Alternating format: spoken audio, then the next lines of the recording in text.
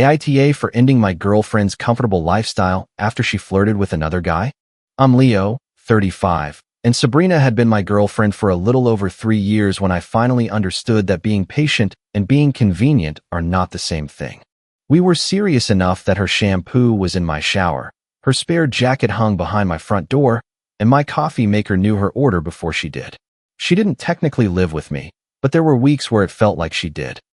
There were makeup wipes in my bathroom drawer, 2 pairs of her shoes by my closet, a phone charger permanently plugged in on her side of the bed, and a tote bag in the hallway that she always said she was going to take home next time. I never minded any of that when it felt like we were building something together. I didn't keep score in the beginning. I paid for dinner sometimes. She picked up groceries sometimes. I added her to my streaming bundle because she was over most nights anyway. Later, I put her on my phone plan as an add-on because it was cheaper than what she was paying. After her insurance rate jumped, I added her to a car insurance policy rider connected to my account, with her paying me part of it when she remembered.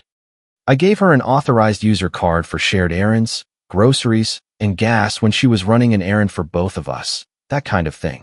I didn't do those things because Sabrina was helpless. She wasn't. Sabrina was smart, magnetic, and loud in the way people describe as charming when they like you and exhausting when they don't. She could walk into a room where she knew 2 people and somehow leave with 12 new contacts, 3 inside jokes, and someone offering her a drink. When we first met, that energy pulled me in. She made ordinary nights feel like something was happening.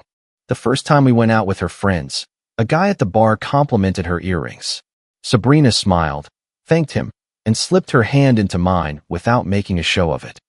Later, in the car, she leaned back against the seat and said, "I like that you don't act threatened by every guy who looks at me." I remember feeling proud of that, like I had passed some test. For a long time, I thought being calm made me mature. I thought not reacting to every flirtatious comment made me secure. I still believe jealousy can ruin a relationship if you feed it. But there's a difference between trusting your partner and standing there quietly while your partner uses another person's attention to remind you that you're replaceable. I didn't understand that difference fast enough. The first small shift happened about a year into the relationship. Sabrina started making jokes about me being safe. At first, it was light. We'd be out with friends, and she'd say, "Leo is my stable era," and everyone would laugh. I laughed too, because what else was I supposed to do? Stable didn't sound like an insult if you didn't listen too closely. Then it became, "Leo is dependable, but don't ask him to be spontaneous." Or, "Leo thinks a wild night is staying up past 11. Or, "I can always count on him to order water between drinks like somebody's dad." Sometimes those jokes were true enough to sting. I'm not the loudest guy at the table. I don't need every room to look at me. I like knowing how I'm getting home before midnight. But Sabrina knew that about me when she chose me. What changed was that she stopped making those comments with me and started making them at me. The first time I tried to talk to her about it, we were in my car outside her place after a birthday dinner. She had spent half the night laughing with a guy I barely knew, letting him refill her wine glass and touching his arm every time he made a joke. I didn't accuse her of cheating. I didn't raise my voice. I just said, "I'm not asking you to hide. I'm asking you not to make me look stupid while I'm standing right there." Sabrina stared out the windshield for a second like she was deciding whether to be amused or offended. "That sounds like insecurity wearing a nicer jacket," she said. I looked at her. "That's not fair. What isn't fair is me having to shrink because you don't like that people notice me. I don't care that people notice you. Then act like it." That became the pattern. I'd bring up something specific, and Sabrina would turn it into a character flaw in me. If I said I didn't like her letting men buy her drinks while I was standing beside her, she said I was controlling. If I asked why she posted heart emojis under flirty comments, she said I was becoming that guy. If I looked quiet after she made another joke in front of our friends, Tessa would wave her hand and say, "She's joking. Don't make it weird." Somehow, I was always the one making it weird after she made it mean. Tessa was Sabrina's closest friend in our shared circle.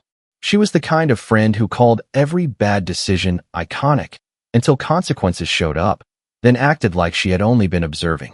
She loved Sabrina's image: independent, desired, untouchable, too much woman for ordinary men. I think Tessa liked being near that image because it made her feel bold by association. The rest of the group mostly avoided conflict. They laughed when Sabrina joked, then changed the subject when my face changed. I don't think most of them were cruel. I think they were lazy. It's easier to call one guy sensitive than to admit your friend is humiliating him for sport. My sister Paige was not lazy. Paige is 5 years younger than me and has never been impressed by Sabrina. She tolerated her because I loved her, but every time Sabrina left my apartment, Paige would find one small thing that made her jaw tighten. "She took your car again?" Paige asked one afternoon while we were eating takeout at my kitchen counter. "She needed it for errands." "Her errands or yours?" "Both, kind of." Paige looked at me over her fork. "Kind of means hers." She brought it back. "That's not the standard for a girlfriend, Leo. That's the standard for a rental car." I told her she was being dramatic. She didn't argue. She just looked around my place, at Sabrina's jacket hanging by the door, at her makeup bag on the counter, at the extra toothbrush in the cup beside mine. "Nobody accidentally takes over your life one convenience at a time," Paige said. I rolled my eyes then. Later, I realized she had been trying to warn me without calling me stupid. My friend Adrian was less gentle. He knew more than Paige did because I told him things I didn't want my family knowing. He heard about the jokes, the flirting, the way Sabrina could make me feel guilty for asking for basic respect. One night, after Sabrina posted an Instagram story from a lounge where some guy's shoulder was pressed against hers, I sent Adrian a screenshot and said, "Am I overreacting?" He called me instead of texting. "You want the polite answer?" he asked. "Not really. You're not being generous anymore. You're paying rent on disrespect." I was sitting on the edge of my bed, looking at the story again. Sabrina had captioned it, "Some people still know how to make a girl laugh." There was no tag, no explanation, just enough ambiguity to make me feel insane if I asked. "She'll say I'm insecure," I said. "She says that because it works." That sentence stayed with me. Still, I didn't leave. That's the part one own. Nobody forced me to keep explaining myself to someone who had already decided every boundary was an attack. I stayed because the good days were still good enough to confuse me. When Sabrina was warm, she was very warm. She'd come over on Sundays in leggings and one of my sweatshirts, curl up on the couch, and ask me to make the coffee the way you do it. She'd kiss my shoulder while I cooked. She'd send me photos of furniture and say, "For when we finally stop pretending we don't basically live together." On those days, I could convince myself the public stuff was insecurity on my end. Maybe I was too serious. Maybe I didn't need to lighten up. Maybe being with someone like Sabrina meant accepting that she drew attention. But then Friday night would come, and Sabrina would become someone who treated me like a dull accessory she had outgrown but still found useful. The engagement party was for our friends Ryan and Mia. It was at a restaurant bar with high-top tables, a crowded side room, past appetizers, and a long bar where everyone kept blocking the servers by standing in clusters. There were little signs with Ryan and Mia's names on them, a small cake near the back, and a table of cheap champagne flutes that looked nicer than they felt in your hand. Sabrina spent an hour getting ready at my apartment. She came out of the bathroom in a dark green dress and asked, "Too much?" "You look great," I said. She checked herself in the mirror by the front door, not me. That wasn't a hard question. I answered it. You answered it like you were confirming a dentist appointment. I was tired before we even left. In the car, she scrolled through her phone, smiling at messages I couldn't see. "Can we just have one night where you don't monitor me?" she asked. I kept my eyes on the road. "Can we have one night where I don't have to?" She gave a small laugh, like I had proved her point. "See that? That tone." "What tone?" "The courtroom voice. Like I'm already guilty." I didn't answer because I knew where the conversation would go. If I defended myself, I was making it heavy. If I stayed quiet, I was punishing her with silence. There was no winning the pre-party argument, so I stopped entering it. When we walked in, Sabrina lit up. That was the only way to describe it. Her shoulders changed. Her voice got brighter.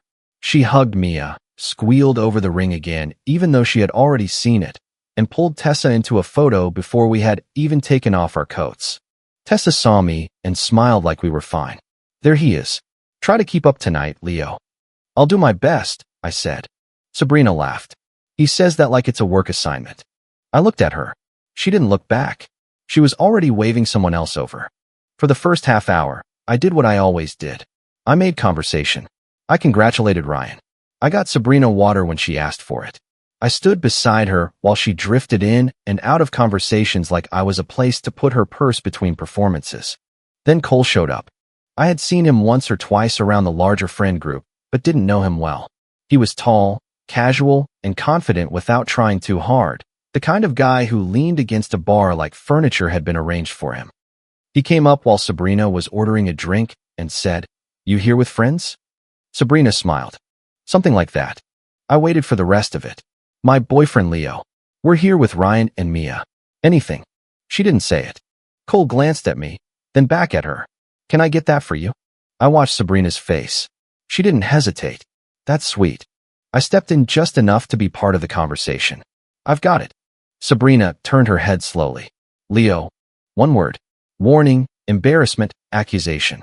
Cole looked between us. "Oh, sorry. I didn't know you two were together." I waited again. Sabrina gave him a playful little shrug.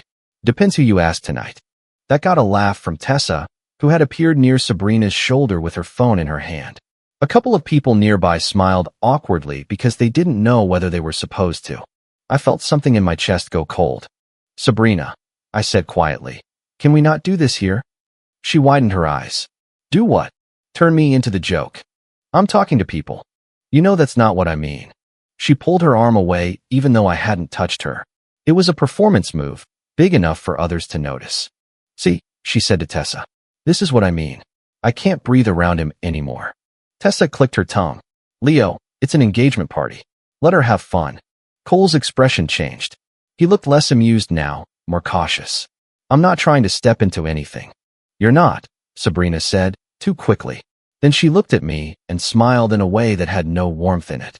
"Some people just think every guy who talks to me is a threat." I said, "No, I think you like making me stand there while you test it." The little circle around us went quiet enough that I could hear glasses clinking from the bar. Sabrina laughed, loud and bright. "Men still try because you got comfortable." That was the line. It landed in front of everyone. Tessa covered her mouth like she was laughing but trying to be polite. Someone behind Cole said, "Damn," under their breath. Cole looked down at his drink. I could have argued. I could have asked her why she was doing this, why she needed a room full of people to watch her cut me down. I could have said every private thing I had swallowed for 2 years. Instead, I stood there and watched. That was when Sabrina turned to Cole and said, "Come on, picture," since apparently we're causing a scandal. Tessa raised her phone immediately. Of course she did. Sabrina leaned into Cole, pressed her cheek close to his, and right before Tessa took the photo, kissed Cole on the cheek. It wasn't a romantic movie kiss. It was worse because it was casual, deniable, designed to be defended later. But Sabrina's eyes were not on Cole. They were on me. That was the moment I believed her. Not that the kiss was harmless, that I wasn't serious to her. Tessa laughed and said, "Smile, Leo. It's not that deep." I did smile. I set my half-finished drink on the nearest high-top table. "Then I'll stop being in your way," I said. Sabrina's face flickered, just for half a second. Not fear, not guilt, more like irritation that I had said something she hadn't scripted. Then she rolled her eyes. "There he goes, proving my point." I walked to the front, paid for the one drink I had ordered earlier, and left through the main door. I didn't ask Sabrina if she needed a ride. She had made it very clear she had options. Besides, she had arrived with me, but she was surrounded by friends, in a safe public place, with Tessa already attached to her hip. I wasn't abandoning her in danger. I was refusing to keep playing the boyfriend in a scene where she had cast me as the fool. Outside, the air felt too quiet. I sat in my car for a minute with both hands on the steering wheel. My phone buzzed twice. Tessa posted the story. I watched it once. Sabrina leaning into Cole. The cheek kiss. The caption, "Not that serious." I saved it before it disappeared. Then I called Adrian. He answered on the second ring. "What happened?" I told him. "Not all of it. Just enough." He let out a slow breath. "Where are you?" "In my car." "Good.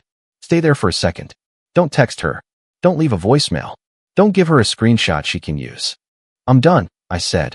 "Then be done clean." That snapped me into focus. Adrian was not the type to encourage dramatic revenge. He had seen enough ugly breakups in our group to know how fast a single angry message could become the only thing anyone remembered. He said, "Cut what's yours. Pack what's hers. Keep receipts. Don't touch anything that belongs to her except to return it. Don't threaten. Don't insult. Don't negotiate at 2 in the morning." I almost laughed because my hands were shaking. She's going to say I'm controlling, I said. She was going to say that anyway. When I got home, the apartment looked exactly the way it had when we left. Her curling iron was still on the bathroom counter, unplugged but warm. Her jacket hung by the door. Her overnight bag was half open on the chair in my bedroom. A pair of heels sat under my coffee table because she had changed shoes before we left. It's strange how a place can feel different without anything moving. I didn't throw anything. I didn't dump her clothes in trash bags. I didn't do the movie version of heartbreak. I took out a legal pad from the junk drawer and started writing. Not feelings first. Access. Authorized user card in my name. Streaming bundle. Phone plan add-on. Car insurance rider. Apartment door code. Spare key. Weekend trip reservation. Shared grocery app. Device logins. Emergency contact. The list made me feel stupid at first. Not because I had helped her, but because I had never asked myself what would happen if the relationship ended. Sabrina had access to too many parts of my life for someone who had just kissed another man's cheek while watching for my reaction. At 1:17 a.m., I got a message on Instagram from Cole. Hey man, I know this is awkward. She told me you two were basically done. I didn't know I was stepping into an actual relationship. I stared at it for a long second. Then I typed, did she say we were open? He replied almost immediately. She made it sound that way. Like emotionally over, just complicated. Said you couldn't let go. I read that twice. Couldn't let go. That was a neat little phrase. It made me sound clingy instead of committed. It made her sound trapped instead of entertained. It explained why Cole had approached her the way he did and why he looked confused when I stepped in. Another message came in from him. I didn't know she was still using your accounts and stuff. Tessa mentioned it after you left, and I was like, wait, what? I leaned back in my chair. So Cole knew enough by the end of the night to realize something was off. Sabrina hadn't just flirted in the moment. She had introduced the situation before I ever arrived, as if I was a leftover problem in her life. I replied, appreciate you saying that. I'm not going to drag you into it. He wrote, I'm not trying to be part of this. Neither am I anymore. I sent back. Then I screenshotted the exchange. By 2 in the morning, I had a list. By sunrise, I had boundaries. I started with the card. It was an authorized user card attached to an account solely in my name. I removed her through the app and saved the confirmation. That card had been for shared expenses. There were no shared expenses anymore. Then I canceled the weekend trip. It had been my reservation, paid from my account, and booked for the two of us the following month because Sabrina said we needed something romantic to reset. I had paid the deposit and the remaining balance. There was a cancellation window, and I was still inside it. I saved the confirmation email and the refund estimate. Next came streaming accounts. Passwords changed. All devices logged out. I changed the grocery app password too because she had used it more than once for things I found out about only when the receipt hit my inbox. The phone plan was more careful. I couldn't just cut off someone's line without creating a mess, and I didn't want a mess. I initiated the transfer process for her number and sent the account release instructions to her email. I gave her the date she needed to complete it before the next billing cycle. The car insurance add-on was similar. I submitted the removal request with the effective date the provider allowed and downloaded the notice. Then I emailed Sabrina a short message telling her the date so she could arrange her own coverage. I didn't editorialize. I didn't call her names. I didn't say, ask Cole for a ride. I wanted to. I didn't. At 5:58 a.m., I changed the apartment access code. The lease was mine. The account was mine. Sabrina didn't live there. She had a spare key, but the building door and my lock used the code. I also scheduled a lock rekey for later that week, not because I thought she was dangerous, but because I was done leaving my home accessible to someone who thought humiliating me was entertainment. Then I boxed her things. That part hurt more than the accounts. The accounts were clean. Click, confirm, save PDF. Her things were personal. The green dress she had almost worn 2 weeks earlier. The sweatshirt she stole from me and then insisted was hers because possession is law. Her favorite mug. Books she had left on my nightstand. A makeup bag with one broken compact that had dusted powder all over the inside. I packed everything carefully. Clothes, shoes, makeup, chargers, books, jacket, bathroom. I labeled each box with painter's tape and took photos of the contents before sealing them. I set everything near the front door. Her spare key went into a small envelope taped to the top box. At 6:36 a.m., I sent Sabrina one text.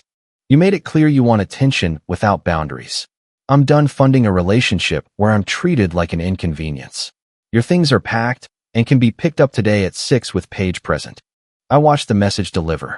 No reply for 9 minutes. Then my phone exploded. First came the calls. 3 in a row. I let them go to voicemail. Then the texts. Are you serious? You canceled the trip? My card just declined. Leo, this is insane. You don't get to punish me because you felt embarrassed.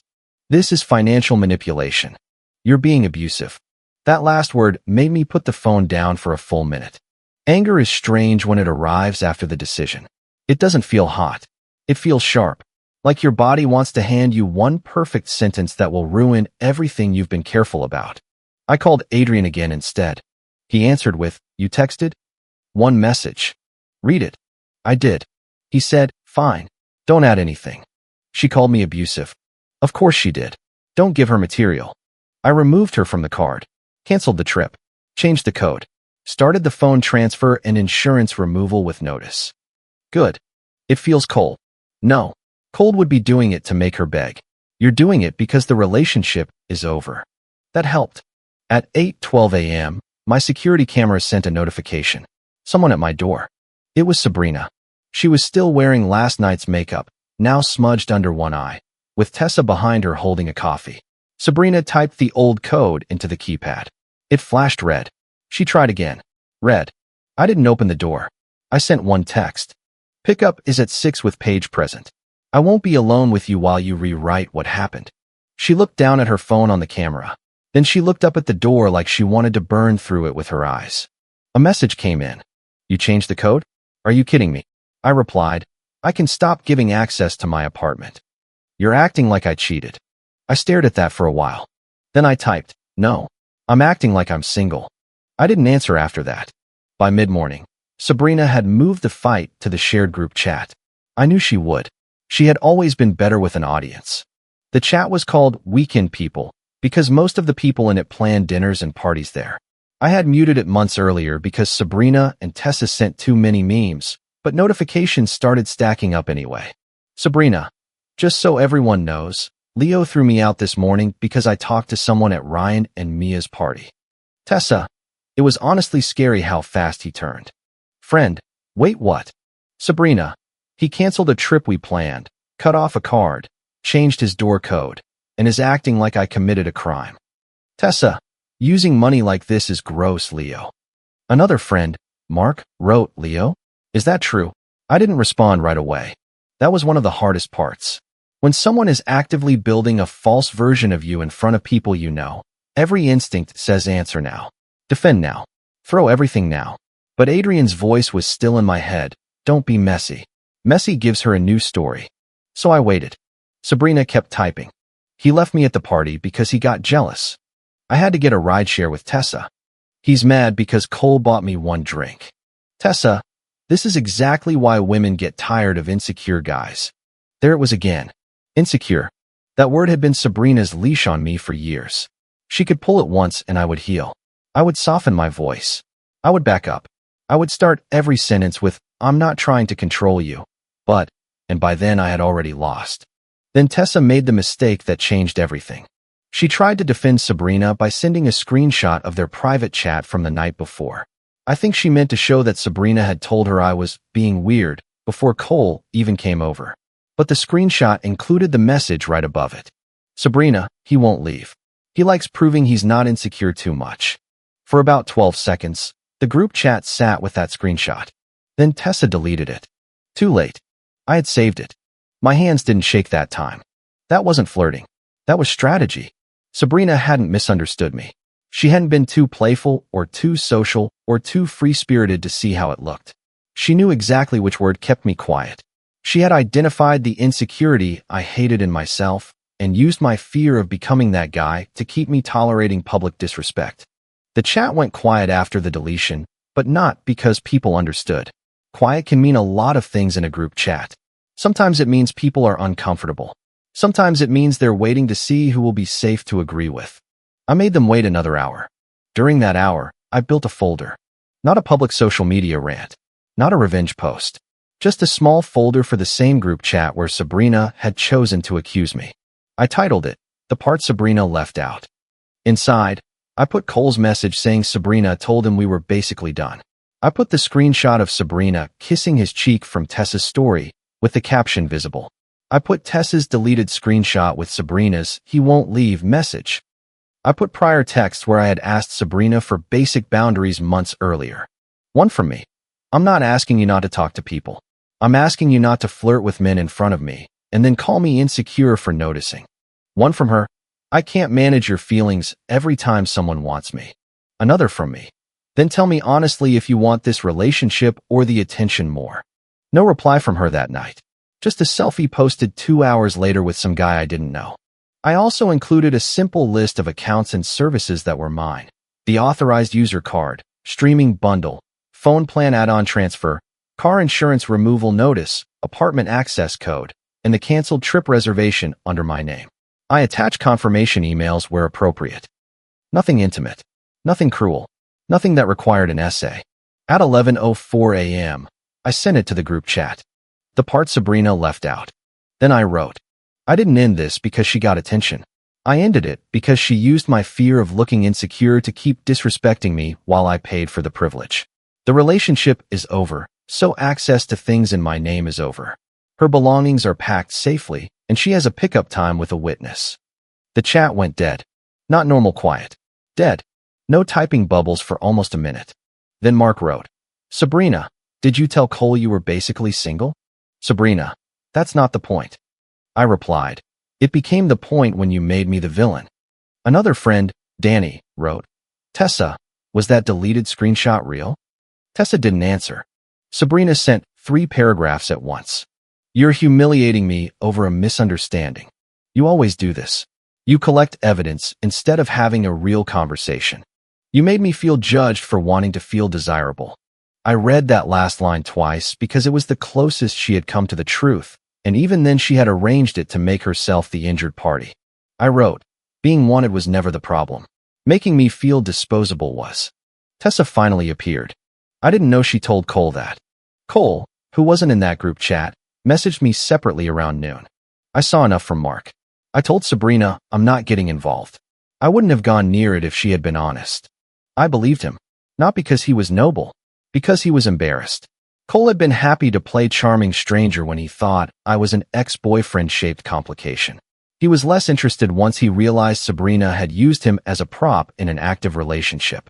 The guy she used to prove she had options didn't want to become one, Adrian said later when I told him. I hated how satisfying that sounded. By afternoon, Sabrina's tone changed from furious to wounded. "Can we talk like adults? You're throwing away 3 years. Do you even care that I'm crying? I can't believe you'd let your sister watch me pick up my own things like I'm dangerous." I answered only logistics. 6 p.m. Paige will be there. The boxes are labeled. You can take everything in one trip or arrange a second time. At 5:45, Paige arrived with 2 iced coffees and the expression of someone who had been waiting years for permission to stop being polite. "She tries to perform," Paige said, handing me a cup. "You let me answer. I don't want to fight." "Good. Then don't have one." At 6:07, Sabrina showed up with Tessa. I watched them through the camera before opening the door. Sabrina had changed clothes and fixed her makeup. Her eyes were red, but I knew Sabrina well enough to know she could cry and calculate at the same time. Tessa stood half a step behind her, no longer looking as confident as she did in the group chat. I opened the door and stepped back. The boxes were stacked neatly in the entryway. Sabrina looked at them, then at me. "Wow." I said nothing. "You really packed my whole life into boxes." Paige, standing beside the kitchen counter with her arms folded, said, "Your whole life is not 5 boxes and a curling iron." Sabrina ignored her. "You look proud of yourself." "I look done," I said. Tessa moved toward the first box. Paige lifted her phone. "I'm recording the handoff condition," Paige said. "Not your faces. Just the boxes leaving." Tessa stopped. "That's unnecessary." Paige looked at her. "So was filming your friend kissing a guy in front of my brother. Take the box." Sabrina's eyes filled again. She stepped closer to me, lowering her voice. "Can we please talk privately?" "No. Leo. No. After 3 years, I don't deserve 5 minutes." I looked at the woman I had loved for 3 years. The woman who used to fall asleep with her foot tucked under my leg. The woman who knew exactly how I took my coffee. The woman who had looked at me while kissing another man's cheek, waiting to see if I would break. "You got your audience last night," I said. "Today is logistics." Her face hardened. "This is who you really are." "No," Paige said. "This is who he is when he stops auditioning." Sabrina turned on her. "Stay out of this." Paige pointed at the boxes. "Take your stuff." For the next 20 minutes, the three of them moved boxes down the hall. Sabrina made small comments every time she came back. "I hope you feel big. Everyone is going to see how cold you are. You never fought for me." The old me would have answered every one of those. He would have tried to prove he wasn't cold, not controlling, not insecure, not whatever word she needed to use that hour. I let her talk. When the last box was gone, Sabrina stood in the doorway holding the envelope with her spare key. "You know I could have just not returned this," she said. "The code is changed." Her mouth tightened. "Of course it is." Tessa shifted behind her. "Sabrina, come on." That was when I realized Tessa was done. Not with Sabrina, probably, but with being physically present for the fallout. There's a difference between hyping someone up in a group chat and standing in a hallway while the person they hurt refuses to bleed for them. Sabrina looked at me one last time. "I hope losing me was worth your pride." I said, "It wasn't pride." She waited. I closed the door. For the first hour after she left, I walked around my apartment like I was visiting it.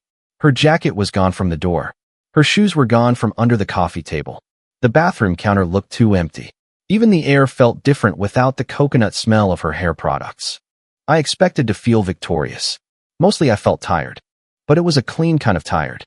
Not the kind that comes from twisting yourself into a shape someone else can tolerate.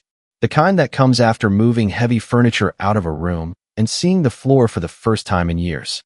The consequences didn't arrive all at once. They came in little daily humiliations Sabrina hadn't expected. The next day, she sent me a Venmo request for $46.72 with the note, "For stranding me." I declined it. She sent another, "Rideshare after you abandoned me." I declined that too. Then she texted, "You really won't pay for the ride I had to take because you stormed out?" I answered, "You stayed at the party by choice. You left with Tessa. I did not strand you." She wrote, "You're disgusting." I didn't reply. 2 days later, she realized the streaming accounts were gone and posted a story about men who use generosity as a trap. It didn't get the reaction she expected, at least not from the people who had seen the folder. Mark left the story unread. Danny messaged me privately and said, "I'm sorry I believed the first version. I should have asked you." I appreciated that. I also didn't pretend everything was fine. I wrote back, "Thanks. I'm keeping distance from the group for a while." That became my answer to most people. I didn't demand that everyone pick a side. I just stopped making myself available to people who needed proof before they would consider that I might not be the villain. The phone plan transfer became its own drama because Sabrina waited until the last week and then accused me of trying to disconnect her from the world. I forwarded her the original release instructions with the date highlighted. The car insurance removal made her angrier. "You can't mess with my car," she texted. I gave written notice and the provider's effective date. I replied, "You need your own coverage. You loved helping me until you could use it against me. I loved helping you when we were partners." No reply. The canceled trip hurt her image the most. Sabrina had already told Tessa and a few others about it, apparently leaving out that I had paid for the entire reservation. When she asked if she could at least use the credit, I told her there was no credit. The reservation had been refunded to the card that paid for it. She wrote, "It was supposed to be our trip." I answered, "There is no R anymore." That was the last text I sent her for a while. A week later, Ryan called me. I almost didn't answer.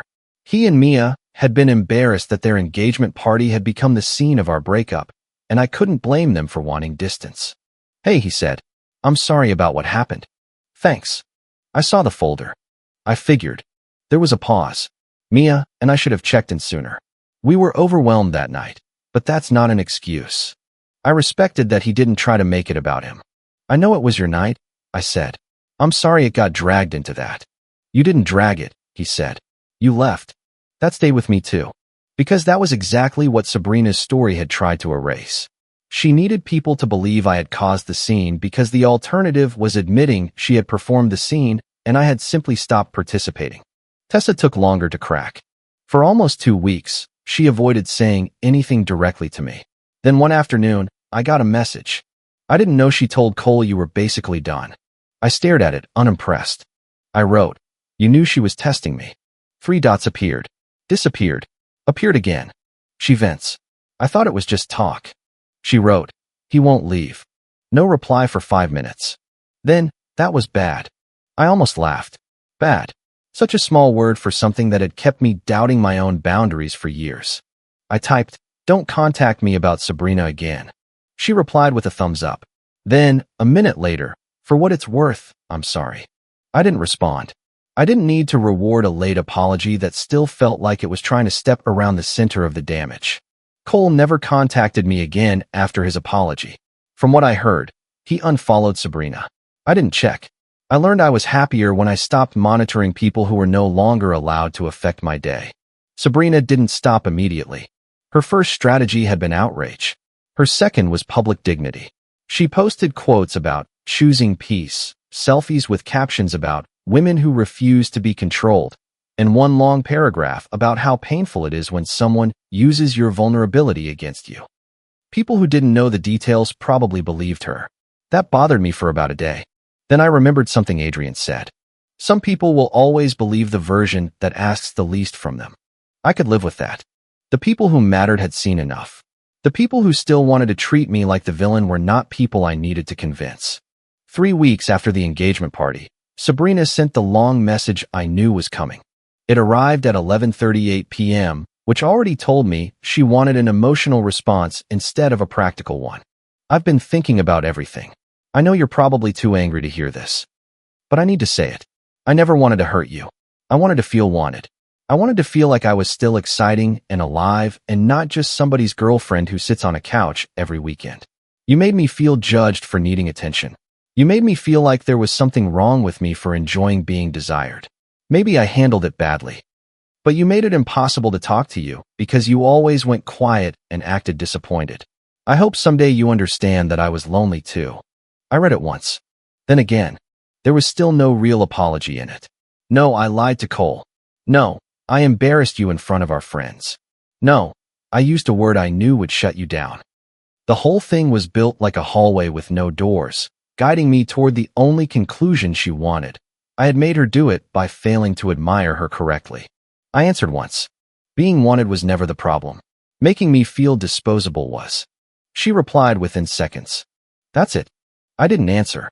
The next morning, Paige came over with bagels. She looked around my apartment and nodded like she was inspecting a renovation. It feels less haunted, she said.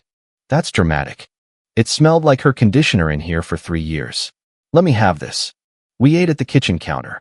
I made coffee for one person and realized halfway through that I had still reached for Sabrina's mug first out of habit. I put it back, not because I was making a statement, because it wasn't her mug anymore. It had always been mine. She had just used it so often I forgot. That happened a lot at first. Tiny corrections. 1 coffee. 1 towel. 1 side of the bed. 1 grocery order without her oat milk. 1 Friday night without checking whether she had posted something meant to make me feel replaceable. I left the Weekend People group chat. Not dramatically. No announcement. I just left. The friends who wanted to reach me had my number. A few did. Most did not. That was information too. Adrian came over one Saturday and helped me take the last of Sabrina's random leftovers to donation. A scarf she said she didn't want. A stack of books she had confirmed were mine to keep or get rid of. A decorative pillow I never liked, but had pretended was fine because she did. He watched me toss the pillow into a donation bag and said, "That one looked personal." I hated that pillow. I know. It looked like it came with emotional terms and conditions. For the first time in weeks, I laughed without feeling like it had to prove anything. The final exchange with Sabrina came about a month after the party. She emailed me because I had stopped responding to texts unless they were logistical. The subject line was trip credit. I opened it because I thought maybe there was some account issue. Instead, she wrote, "I know things are bad between us, but that weekend was supposed to be our trip. Maybe using the credit together would be a way to talk without all the noise." I don't think 3 years should end over one bad night. One bad night. That was the phrase that made me sit back. People love shrinking a pattern into a moment once the moment has consequences.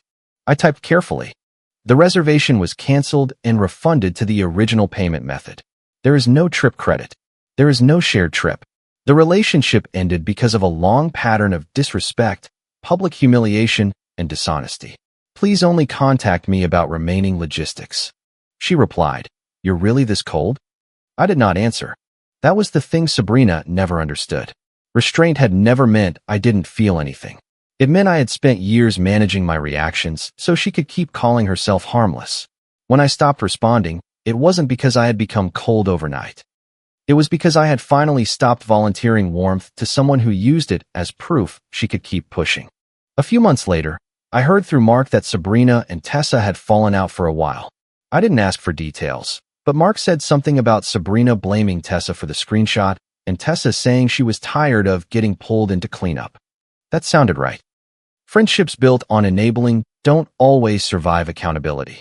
Sometimes the first person to drop the mop becomes the enemy. I also heard Sabrina had moved to her own phone plan, found her own insurance, and started joking online about adulting alone. Good for her. I mean that without bitterness. She was always capable of handling her own life. She just preferred mine when mine came with passwords, cards, rides, reservations, and a boyfriend too afraid of one label to say enough. I did not punish her for being wanted. I did not cut her off to control her. I ended a relationship, and with the relationship went the benefits of being in it. That distinction mattered to me because for a while I worried about it. I asked Adrian more than once if I had gone too far. He always said the same thing. Did you take anything that was hers? No. Did you keep her things? No. Did you threaten her? No. Did you stop paying for things in your name after she treated you like an inconvenience? Yes. Then sleep. It took time, but eventually I did. Not every night at first. Some nights I replayed the engagement party in my head and thought of better lines I could have said. Some nights I wondered how long Sabrina had been telling people we were basically over while still letting me pay for parts of her life. Some nights I missed the version of her that made coffee on Sundays feel like a home. But missing someone is not a reason to reopen the door they used to disrespect you. The apartment slowly became mine again. I changed the art in the hallway. I bought a new shower caddy because the old one still had rust marks from bottles that were no longer there. I stopped keeping snacks I didn't like because Sabrina liked them. I started using the whole closet.